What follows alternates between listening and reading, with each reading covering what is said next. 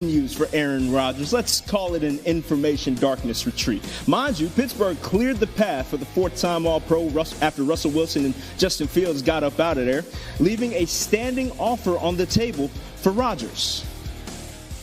I'm banking on our senior NFL writer, Jeremy Fowler, to help us shed some light on this here situation. Now, Jeremy, what more can you tell us about where things stand between Aaron Rodgers and the Steelers currently? Yeah, well, people I've checked with the team say that they remain optimistic about Aaron Rodgers. They have had contact with Rodgers in recent weeks, but they don't have a hard and fast update. So they wish they had more clarity here, but this looks like systems go that he is plan A. They're going to wait this out. They know that he's had some family things or some personal issues that he has talked about in the Pat McAfee show that he has to work through.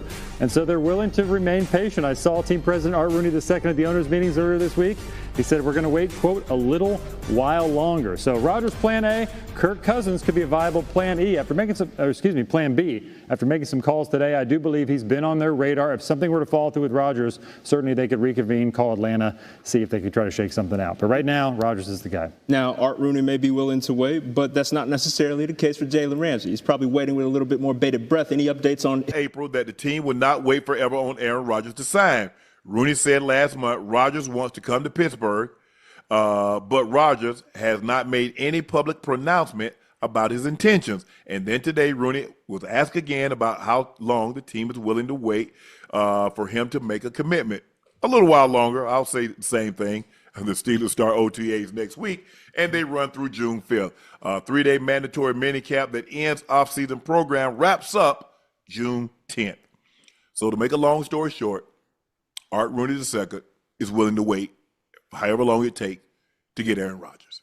I mean, it's Aaron Rodgers. Obviously, I told you what the leverage is. The leverage is what you did in the past. What he was able to do in the past is why he can have a team organization like the winning Steelers, who had 5, 6 Super Bowl trophies, if I'm not mistaken. Yeah, 6. He has the leverage right now because of what he's accomplished in the past. Not what he did with the Jets. They're not looking at that. They're looking, hoping that we can get somewhat, just a splash of the Aaron Rodgers of old. Because what we have right now is not going to cut it. It's definitely not going to cut it. So we're willing to wait. And that's the leverage that quarterbacks have when they are great in the NFL, especially on the back end of their career.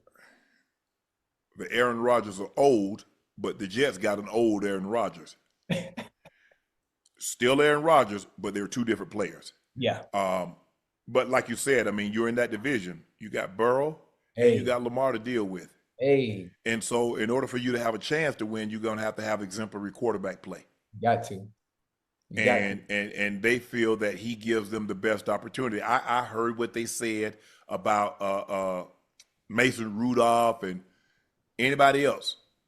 No disrespect to them, no disrespect to Mason Rudolph.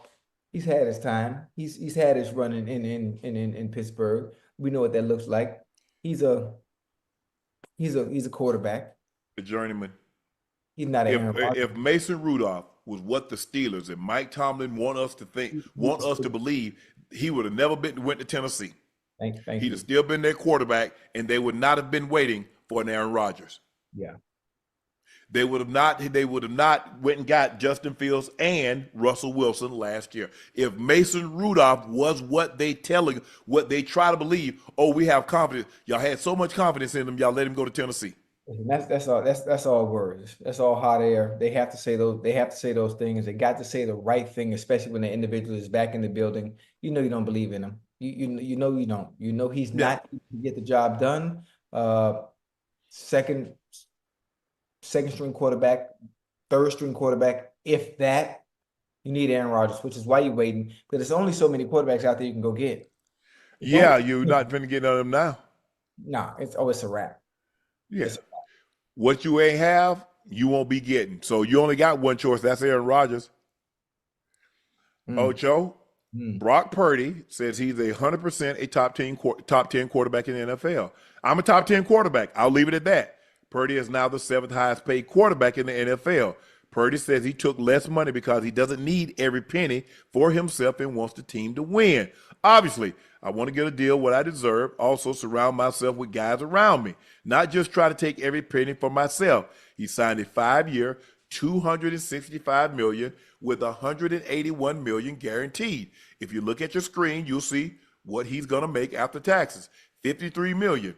Federal income tax is going to take $19,567,892. California is going to take $7,529,000. Federal payroll tax, $1,254,153. California SID tax, $1,686. Total in taxes, Ocho, $28,352,731. He gets to bring home a little less than $25 million. I want to address this top 10, this top 10 quarterbacks. You want to address the top 10? Yeah. Okay. Is Brock Purdy, chat, is Brock Purdy a top 10 quarterback? Is he? Yeah, I mean, you shit. He said it, not me. I want to. But I'm asking you, is he a top 10 quarterback? I want to run through the top quarterbacks before I even answer that question. Who we got? Let's go through our top 5, right? Well, go ahead. I'm gonna let you go ahead and name a fire off. Okay, let's go. Joe Burrow, Lamar Jackson, Josh Allen, Jalen Hurts. Who? Jalen Hurts. Okay, 4. This man done named 4 quarterbacks and not one of them named Mahomes. Jared Goff. Y'all stay with me. Stay with me now. Patrick Mahomes. Jared Goff. Patrick Mahomes. Where am I at 7? 7. You want C.J. Stroud? C.J. Stroud. Jaden Daniels. That's 10. Jordan Love? Oh my goodness. Jordan Love. That's 11. Okay. Matthew Stafford? Hell yeah, I forgot about Gunslinger Stafford. That's 12. That's 12. Come on, who else? I'm missing somebody. Well, that's 12. That's 12 guys right there. Yeah, I mean, listen, I love Brock Purdy. I love what he was able to do. And you didn't mention Dak. Okay. You didn't mention who else? Yeah, you said Jaden Daniels. Yeah. So that's 12 right there. So you got Purdy, huh? Now I'm going to tell you, I love Brock Purdy and Shanahan's system. I love Brock Purdy. I love the way he looks when all the pieces are in place. Debo, Ayuk, Trent Williams, offensive line is intact, Christian McCaffrey. And I have a question. There's no disrespect to Brock Purdy because he plays extremely well and does what's asked of him in that specific system. Can you take a Brock Purdy and take away all the talent that's around him?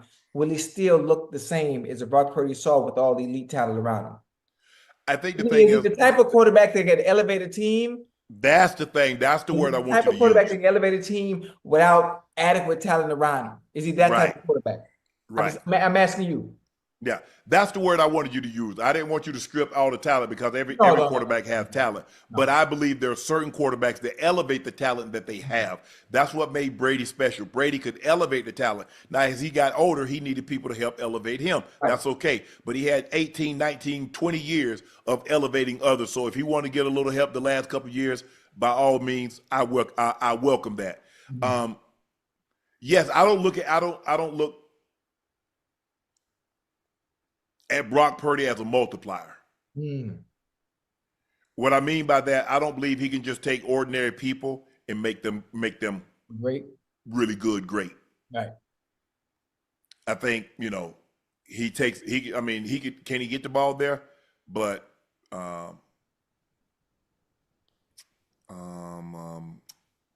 Christian McCaffrey is pretty good without him. Kittle was Kittle without him. Very good.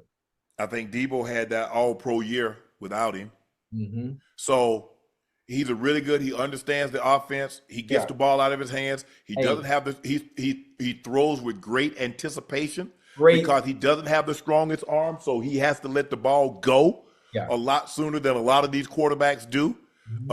And in Kyle's system, it requires you to have a great understanding of that offense. It has you have to have a great recall, process information like this.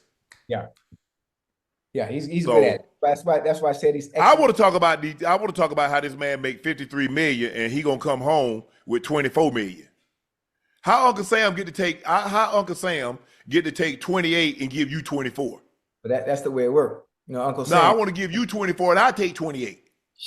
Boy, Uncle Sam, that's why Uncle Sam, you always notice he always pointing at you. Mm-hmm. And that finger mean. When he talk about he wants you, I want my money back. That's what I want. Federal, man, 19 mil. Mm-hmm. Well, since they slashed Medicaid, I ain't paying no Medicaid tax no more. I ain't paying that. So stop taking it out by check. Nah, hey, I'll fool with Uncle Sam, Ocho. Yeah, man. Mm-mm. Uncle Sam don't play, boy. Yeah.